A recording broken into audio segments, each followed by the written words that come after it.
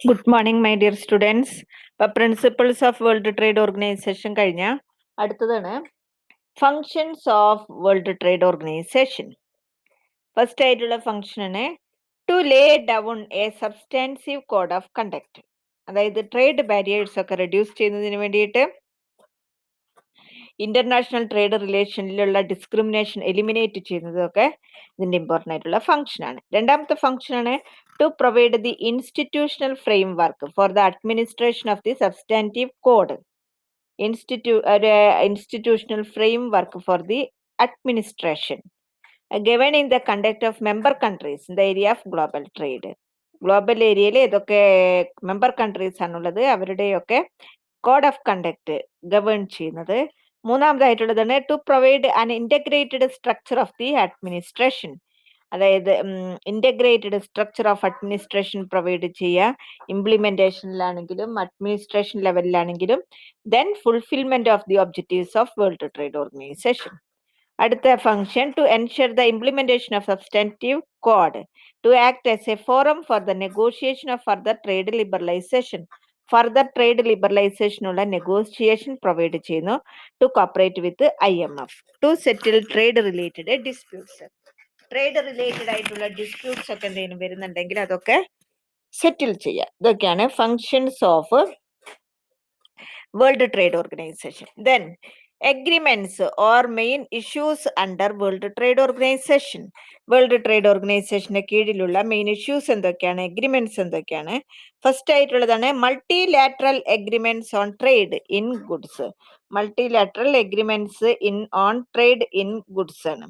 അതായത് GATT 1994 agreement on agriculture ഉണ്ട്, agreement on textiles and clothing ഉണ്ട്, agreements on technical barriers to trade ഉണ്ട്, agreement on trade related aspects of investment measures ഉണ്ട്, agreement on anti dumping. ഇതൊക്കെയാണ് agreement ആയിട്ട് വരുന്നത്. First ആയിട്ടുള്ളത് multilateral agreements on trade in goods.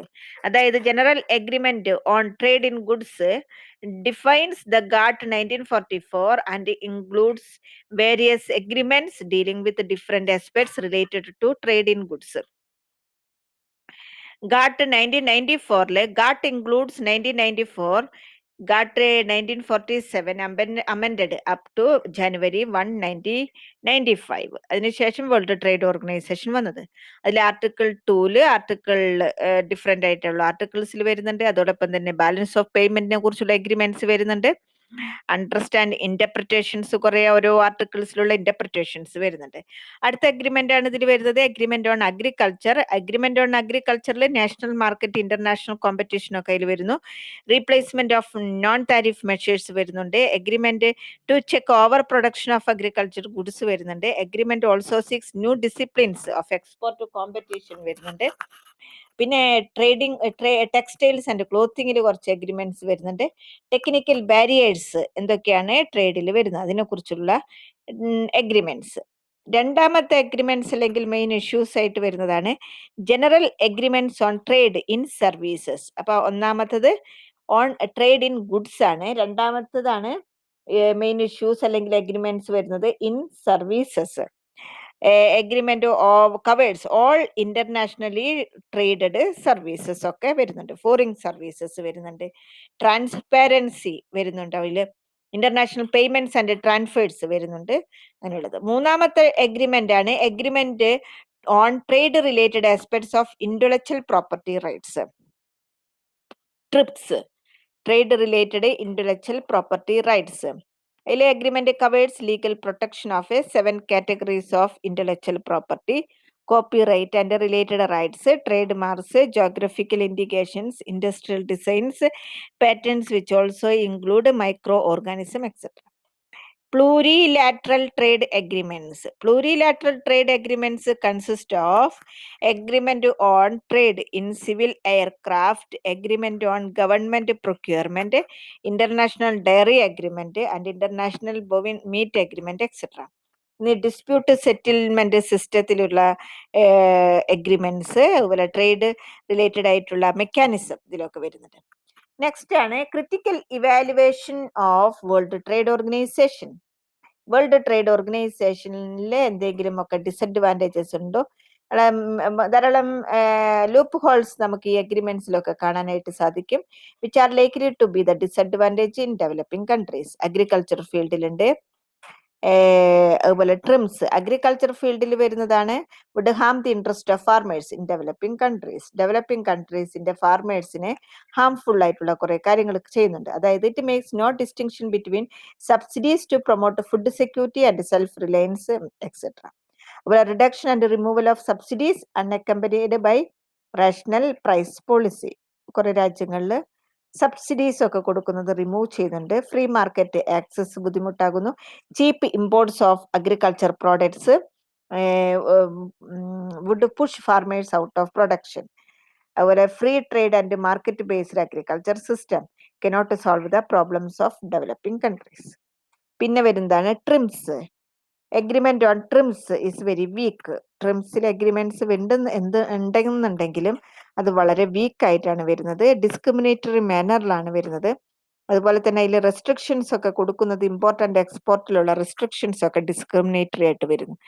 God's എന്ന് പറയുന്നത് interest of developing countries. Developing കൺട്രീസിന്റെ ഇൻട്രസ്റ്റിന് ഇമ്പോർട്ടൻസ് കൊടുക്കുന്നതായിട്ടാണ് കാണുന്നത്. അടുത്ത ഇതിൽ വരുന്നതാണ് ട്രിപ്സ് എഗ്രിമെന്റ്സ് പാറ്റൻലി ഡിസ്ക്രിമിനേറ്ററി ആണ്. അതോടൊപ്പം തന്നെ ഡെവലപ്ഡ് കൺട്രീസിനെ ഫേവർ ചെയ്യുന്നതാണ്. അതുപോലെ കവറേജ് പാറ്റന്റ് സിസ്റ്റം, അതായത് ഡ്രഗ്സ്, അഗ്രികൾച്ചർ പ്ലാന്റ്സ് ആൻഡ് ആനിമൽസിന്റെ പാറ്റന്റ് സിസ്റ്റമാണ് കവർ ചെയ്യുന്നത്. Domestic price of such goods especially of drugs and medicines would increase and burden the consumers. Acceptance of TRIPS agreement would necessitate wide-ranging amendments.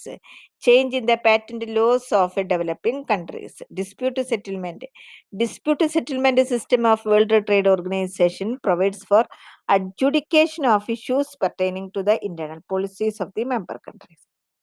അടുത്തത് achievements of the World Trade Organization. എന്തൊക്കെയാണ് achievements? Full participation of all members അത് കിട്ടിയിട്ടുണ്ട്.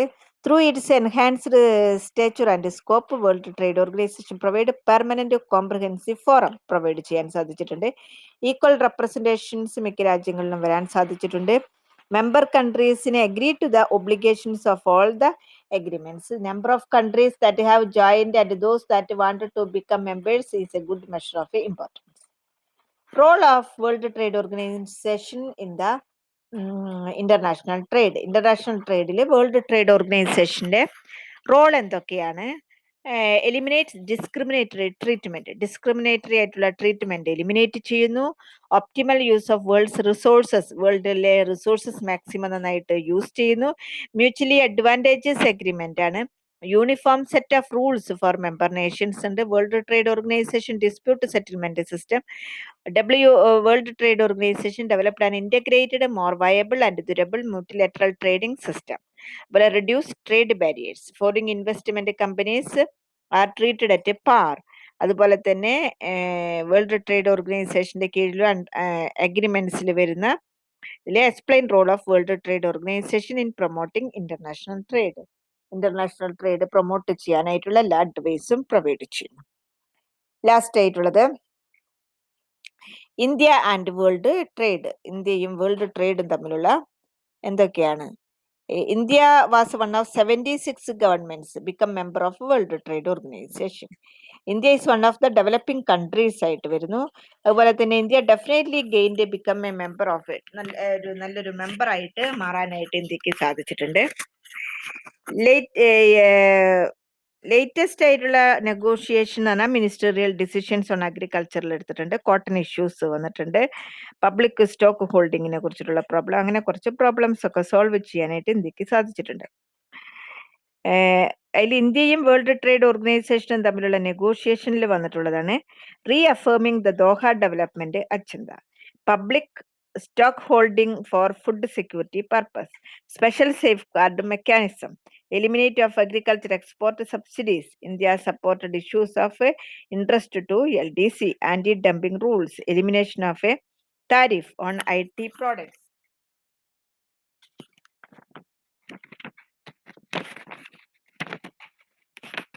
ഇതൊക്കെയാണ് ഇന്ത്യയും world trade ഓർഗനൈസേഷനും തമ്മിലുള്ള relation വന്നിട്ട്. Okay, thank you my dear students.